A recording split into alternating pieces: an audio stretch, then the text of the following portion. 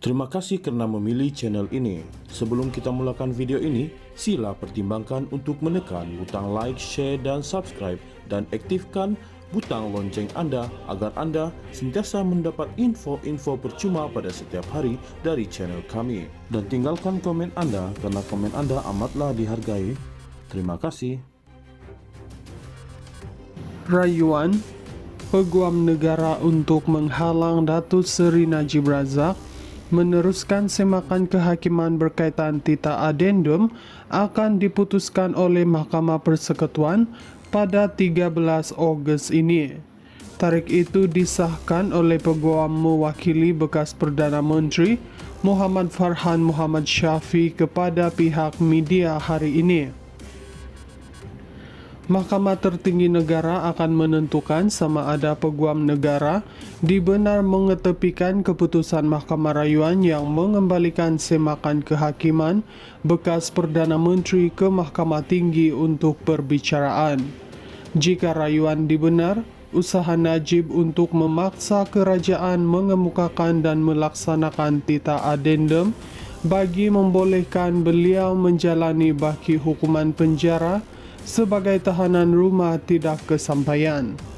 Pada 9 Julai lalu, panel 3 hakim diketuai oleh Hakim Besar Malaya, Tan Sri Hasna Mohammed Hashim, selesai mendengar rayuan Peguam Negara Tan Sri Muhammad Dusuki Mokhtar dan Peguam Tan Sri Muhammad Syafi Abdullah yang mewakili Najib. Beliau yang bersidang bersama-sama Datuk Zabaria Muhammad Yusuf dan Datuk Hanifah Fariqullah kemudian menangguhkan keputusan pada satu tarikh lain. Ketika berhujah, Muhammad Syafi antara lain menyatakan Peguam Negara sepatutnya segera berterus terang dari awal bahawa Tita Adendum wujud. Hujah beliau, Peguam Negara sewajarnya melaksanakan kewajipan secara jujur pada peringkat prosiding Mahkamah Tinggi, sebaliknya bertindak membantah kebenaran semakan kehakiman yang dikemukakan Najib. Duty of Condor merujuk kepada kewajipan bersikap jujur dan terbuka dalam semakan kehakiman untuk memberikan maklumat yang benar dan lengkap termasuk berkaitan dokumen kepada mahkamah berhubung fakta yang relevan dengan isu yang dipertikaikan. Pada 2 Julai lalu, Muhammad Dusuki berhujah Najib dan anaknya Muhammad Nizar tidak mengemukakan bukti munasabah berkaitan kewujudan Tita Adendum, walhal berpeluang berbuat demikian di peringkat permohonan kebenaran semakan kehakiman di Mahkamah Tinggi. Hujah beliau, Muhammad Nizar yang merupakan Exco Majlis Mesyuarat Kerajaan Negeri Pahang berpeluang mendapatkan tita itu kerana beliau kerap menghadiri mesyuarat dan pertemuan dengan Sultan Pahang. Najib yang juga bekas ahli Parlimen Pekan Berpendirian Tita Adendum daripada Yang di-Pertuan Agong ke-16 itu wujud yang membolehkan beliau menjalani baki tempoh hukuman penjara secara tahanan di rumah. Beliau kini menjalani hukuman penjara 6 tahun di penjara Kajang, Selangor selepas disabitkan bersalah menyeleweng RM42 juta dana SRC International Sendirian Berhad. Rayuan Peguam Negara untuk menghalang Datuk Seri Najib Razak meneruskan semakan kehakiman berkaitan Tita Adendum akan diputuskan oleh Mahkamah Persekutuan pada 13 Ogos ini. Tarikh itu disahkan oleh Peguam mewakili bekas Perdana Menteri Muhammad Farhan Muhammad Syafi kepada pihak media hari ini.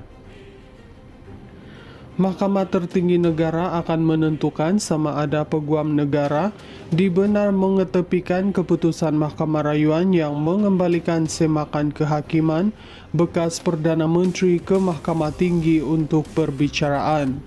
Jika rayuan dibenar, usaha Najib untuk memaksa kerajaan mengemukakan dan melaksanakan Tita Adendum bagi membolehkan beliau menjalani baki hukuman penjara sebagai tahanan rumah tidak kesampaian.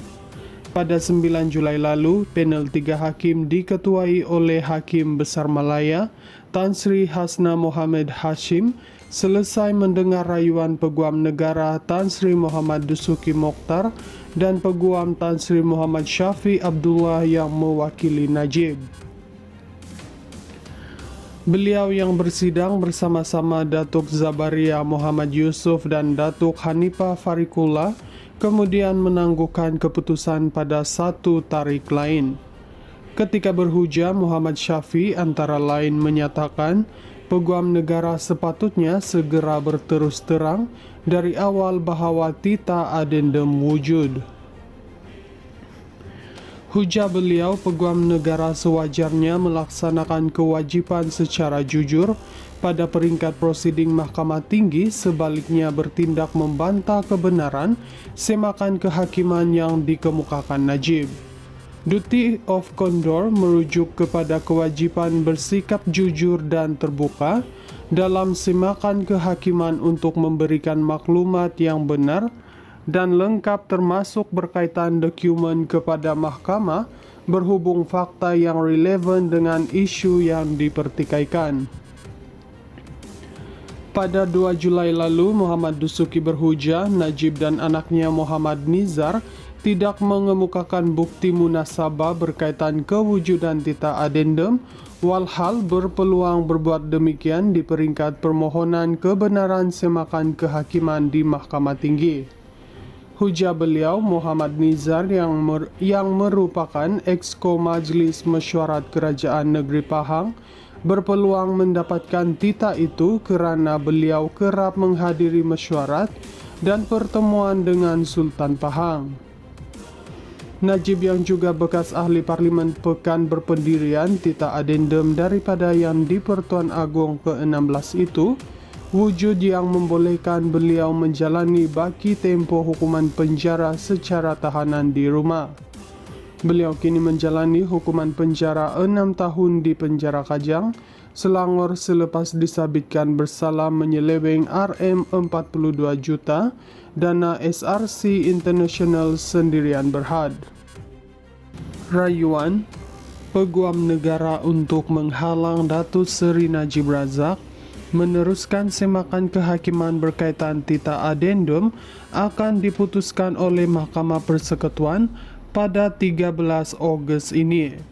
Tarikh itu disahkan oleh Peguam mewakili bekas Perdana Menteri Muhammad Farhan Muhammad Syafi kepada pihak media hari ini. Mahkamah Tertinggi Negara akan menentukan sama ada Peguam Negara dibenar mengetepikan keputusan Mahkamah Rayuan yang mengembalikan semakan kehakiman bekas Perdana Menteri ke Mahkamah Tinggi untuk perbicaraan.